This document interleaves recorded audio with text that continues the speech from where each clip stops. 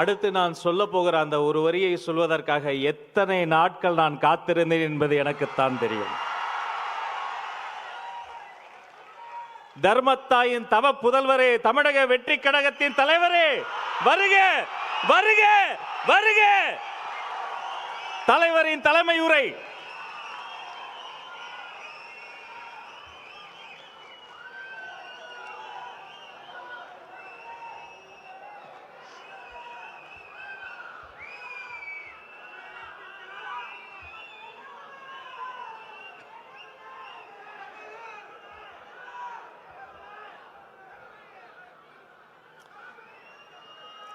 என் நெஞ்சில் குடியிருக்கும்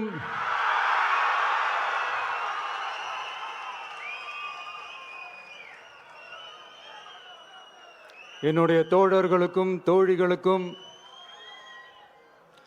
தமிழக மக்களுக்கும் என்னுடைய வணக்கம்.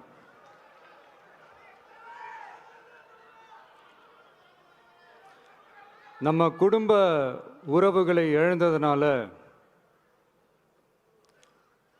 சொல்ல முடியாத வேதனையிலும் வலியிலும் இவ்வளோ நாளாக இருந்தோம். அப்படிப்பட்ட அந்த சூழலில் நம்ம சொந்தங்களின் மனம் பற்றி இருக்க வேண்டியது நம்மளுடைய கடமை. அதனால தான் அவங்களோட சேர்ந்து அமைதி காத்து வந்தோம். ஆனால் இப்படி அமைதி காத்து வந்த நேரத்தில் நம்மளை பற்றி வன்ம அரசியல் வலைகள், அர்த்தமற்ற அவதூறுகள்னு இந்த மாதிரி நிறையா விஷயங்கள் நம்மளை பற்றி பின்னப்பட்டன, பரப்பப்பட்டன. இது எல்லாமே சட்டம் மற்றும் சத்தியத்தின் துணை கொண்டு துடைத்து எறிய தான் போகிறோம்.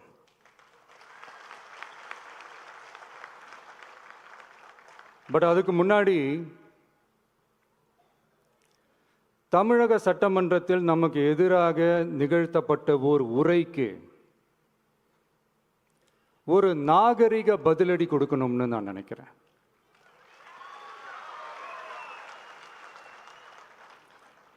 அரசியல் செய்ய விருப்பமில்லை, அரசியல் செய்ய விருப்பமில்லைன்னு அடிக்கடி சொல்ற முதல்வர் நம்மளை குறிப்பிட்டு பல்வேறு அவதூறுகளை பதிவு செய்வதன் வாயிலாக பெருந்தன்மையை பேரளவில் மட்டுமே பேசும் முதல்வர் 15/10/2025 அன்னைக்கு தமிழக சட்டமன்றத்தில் நமக்கு எதிராக பேசிய பேச்சில் எவ்வளவு வன்மத்தை கக்கியுள்ளார் என்பதையும்,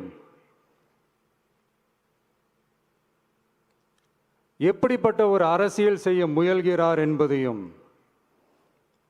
தமிழக மக்கள் உணராமலா இருப்பாங்க.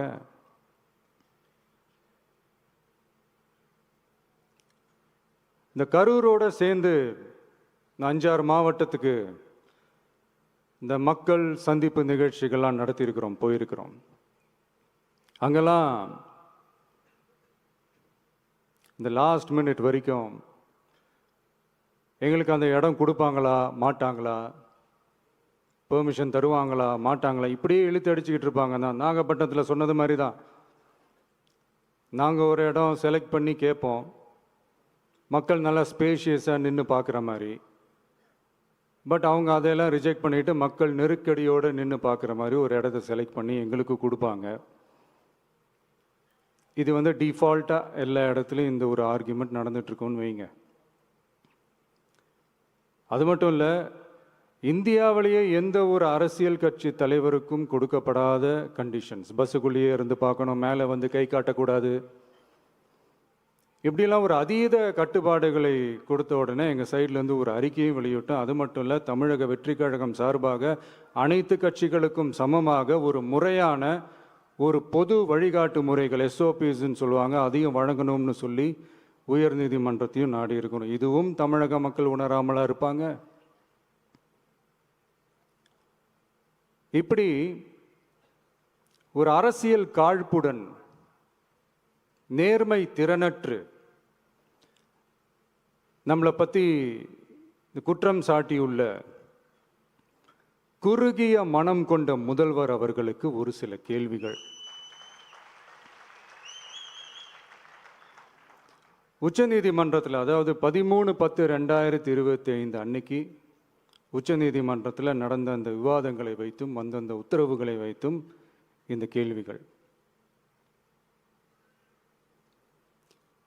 இப்படி பொய் மூட்டைகளாக நம்மளை பற்றி இந்த அவதூறுகளை அவிழ்த்து விட்ட முதல்வர் அவர்களுக்கும் திமுக அரசுக்கும் சார்பாக கோடிகளை கொட்டி அமர்த்தப்பட்ட அறிவார்ந்த வழக்கறிஞர்கள் அவங்க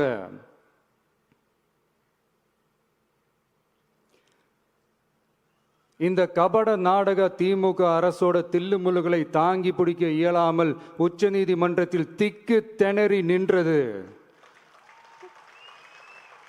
முதல்வர் அவர்களுக்கு மறந்துவிட்டதா? இந்த கரூர் சம்பவத்துக்கு அப்புறமே அவசரமா ஒரு தனிநபர் ஆணையம், அந்த தனிநபர் ஆணையத்தை அவமதிக்கிற மாதிரி அரசு உயர் அதிகாரிகள், காவல்துறை உயர் அதிகாரிகள் எல்லாருமே நம்மளை பற்றி ஃபுல்லாக இந்த அவதூறுகள் பரப்பி ஒரு செய்தியாளர்கள் சந்திப்பு அவசரமாக. இதெல்லாம் ஏன் நடக்குது? எதுக்காக நடக்குது அப்படின்னு ஒட்டுமொத்த தமிழக மக்களும் கேள்வி கேட்க ஆரம்பிச்சாங்க. இதுவும் தமிழக முதல்வர் மறந்துட்டாரா? அதுக்கப்புறம் அந்த தனிநபர் ஆணையத்தை தலையிலேயே கொட்டி வீட்டுக்கு அனுப்பிச்சிட்டாங்க. அது வேறு விஷயம்.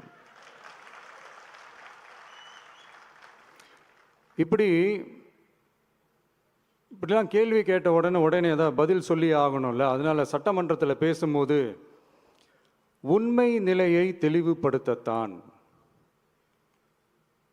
அப்படின்னு ஏதோ இந்த சட்ட ரீதியாகவும் சத்தியத்திற்காகவும் நடந்தது போல ஏதோ சாமர்த்தியமாக பேசுறதா நினச்சி பேசியிருக்காங்க. இப்படி ஒரு 50 வருஷமா பொது வாழ்க்கையில் இருக்கிற ஒருத்தவங்க ஒரு முதல்வர் அவர்கள் சொன்னது எவ்வளவு பெரிய ஒரு வடிகட்டின பொய், சப்பை கட்டுன்னு நான் சொல்லல, உச்ச நீதிமன்றம் சொல்லியிருக்கிறாங்க. அவங்க சொன்னதெல்லாம் கொஞ்சம் என்னன்னு கொஞ்சம் லைட்டா பார்ப்போமா?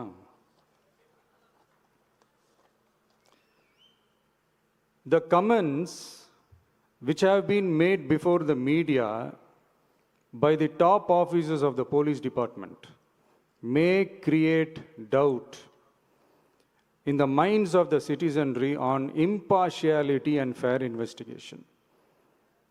The faith and trust of the general public on the process of investigation must be restored in the criminal justice system. அதாவது அரசு காவல் உயர் அதிகாரிகள் ஊடகங்களிடம் பேசியது என்பது பொதுமக்களிடையே நியாயமான விசாரணை நடக்குமா என்ற சந்தேகத்தை ஏற்படுத்தக்கூடும் என்றும்,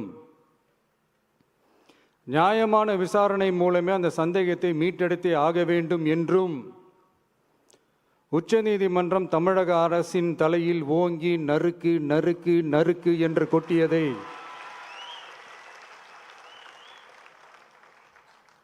முதல்வர் அவர்கள் மறந்துட்டாரா?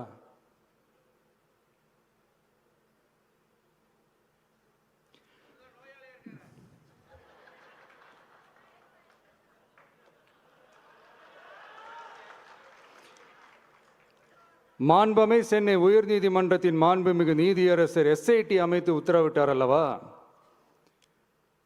அந்த உத்தரவை ஏதோ சட்டத்தின் மீதும் நீதி பரிபாலனத்தின் மீதும் மரியாதை கொண்டவர்கள் போல ஒரு நாடகத்தனமான கொண்டாட்டத்தை திமுகவும் திமுகவிற்கு ஒத்து ஊதுவோரும் நடத்தி கூத்தாடி குதூளித்தனர் அல்லவா?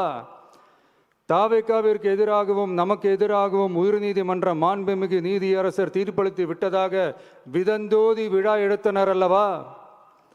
அந்த உத்தரவை குறித்து சொல்லும்போது எந்த ஆவணத்தின் அடிப்படையில் அந்த உத்தரவு அமைக்கப்பட்டது?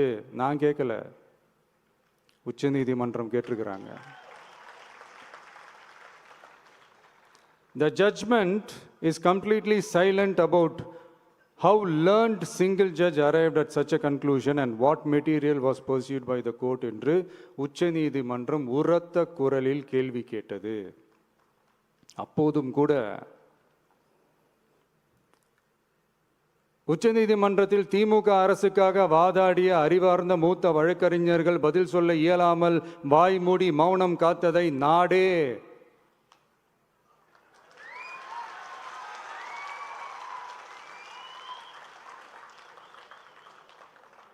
பார்த்ததல்லவா? இதையும் முதல்வர் அவர்கள் மறந்துட்டாரா?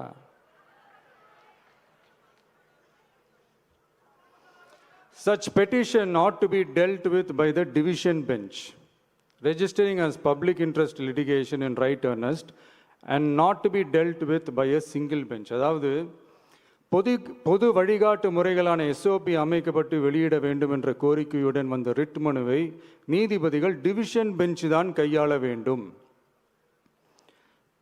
தனி நீதிபதி பெஞ்ச் கையாளக்கூடாது என்றும் உச்சநீதிமன்றம் சொன்னதல்லவா? அது மட்டுமா, கோரிக்கையே இல்லாமல் எஸ்ஐடி அமைக்கப்பட்டது எந்த வகையில் சரி என்றும் கேள்வி எழுப்பியது உச்சநீதிமன்றம். இது எல்லாமே அறியாமலோ இல்லை அறியாதது போலவோ உச்சபட்ச அதிகார மயக்கத்தில் இருந்து பேசினாரோ முதல்வர் அவர்கள்?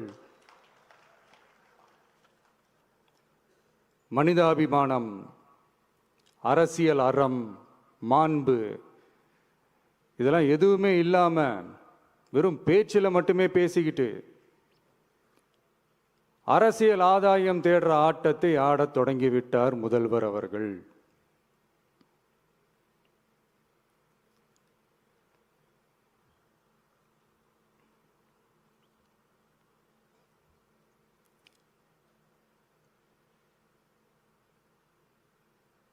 இதெல்லாம் என்ன அவங்களுக்கு புதுசா? என்ன 1969க்கு அப்புறமே எப்போ கட்சி அவங்க கைக்கு வந்ததோ, இன்னும் குறிப்பாக சொல்லணும்னா 1972க்கு அப்புறம் கேள்வி கேட்க ஆளே இல்லாமல் போச்சுல்ல, அதுக்கப்புறமே இந்த திமுக தலைமை இப்படி தானே இருக்குது. இப்போ நாங்கள் கேட்டோமே இந்த சில கேள்விகள்லாம், இதெல்லாம் நான் கேட்கல, சுப்ரீம் கோர்ட் கேட்டிருக்கு. இதனால் என்ன புரிய வருது? இந்த கவர்மெண்ட் நடத்துகிற அந்த விசாரணை மேலே சந்தேகம் ஏற்படுதுன்னா அதுக்கு என்ன அர்த்தம்? உங்கள் மேலே நம்பிக்கை இல்லைன்னு அர்த்தம்.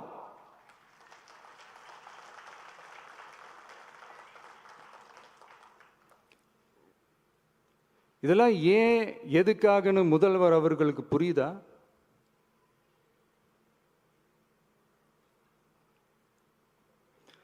சுப்ரீம் கோர்ட் சொன்னதோட மட்டும் இல்லை, நிஜத்திலும் இன்னைக்கு மக்களுக்கு இந்த கவர்மெண்ட் மேல இருக்கிற நம்பிக்கை மொத்தமாக மண்ணுக்குள் புதைந்து விட்டது. இதுவாவது முதல்வர் அவர்களுக்கு புரியுதா? புரியலனா 2026 தேர்தலில் இந்த திமுக தலைமைக்கு மக்கள் இன்னும் ஆழமா அழுத்தமா புரிய வைப்பாங்க.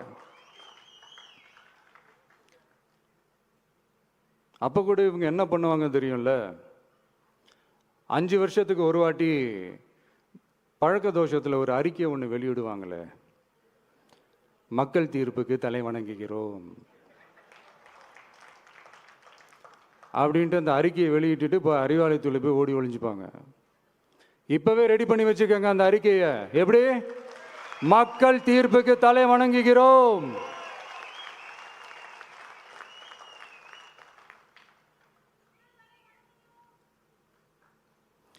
நான் போன பொதுக்குழுவில் சொன்னதை தான் இங்கே நான் திரும்பவும் சொல்கிறேன். இயற்கையும் இறைவனும் நம் தமிழக சொந்தங்களின் வடிவில் மாபெரும் மக்கள் சக்தியை நம்ம கூடவே நிற்கும் போது எம் மக்களுக்கான அரசியலை தடுப்பவர் எவர்? அதனால தோழர்களே, நமக்கு வந்திருக்கிற இந்த இடையூறு வெறும் டெம்பரவரி மட்டும்தான். எல்லாத்தையும் தகர்த்தெறிவோம், மக்களோட கை கோர்த்து நிற்போம், மக்களோட களத்தில் போய் நிற்போம். நம்ம பயணத்தில் தடம் மாறவே மாட்டோம். இப்பவும் சொல்றேன், 2026ல் 2 பேருக்கு நடுவில் தான் போட்டியே. ஒன்று, இன்னொன்று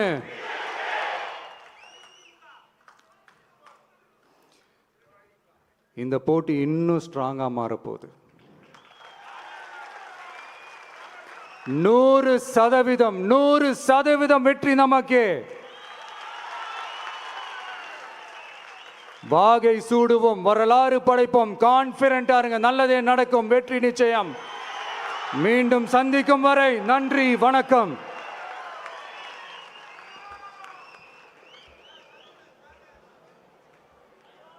வெற்றி தலைவருக்கு ஒரு அரங்கம் நிறைந்த கரவொலியை பரிசாக தருவோம். 2026 வெல்வோம்.